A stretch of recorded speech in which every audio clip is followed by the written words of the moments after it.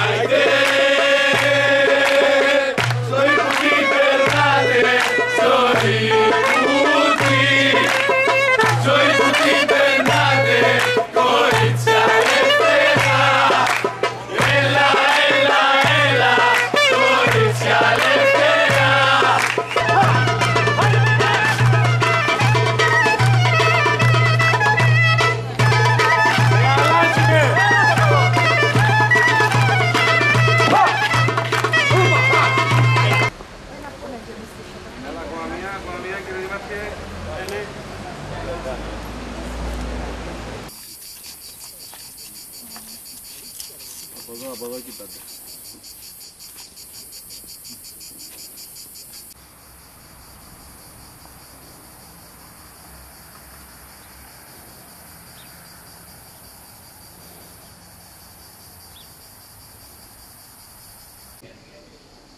Και το 1953 ήρθαν εδώ, αφού ελευθέρωσαν τα διάφορα μέρη, ήρθαν και ελευθέρωσαν και την πατρίδα του το 1955. Ήρθαν και στάθηκαν μπροστά μου 9 λεβεντόκορμα παιδιά. Ήταν στα κάτασπρα ντυμένοι, είχαν μάτια λαμπερά και η ταχυτή στο πρόσωπό τους μια υπερκόσμια χαρά. Σε γνωρίζω από την όψη που με διαμετράει τη γη.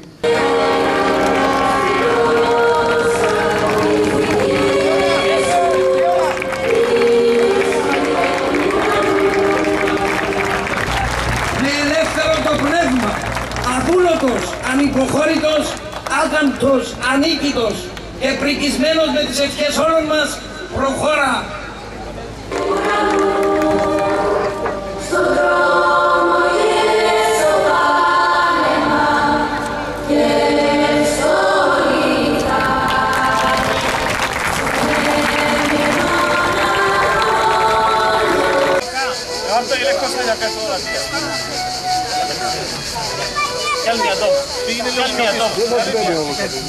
Πήγαινε λίγο πιο πίσω.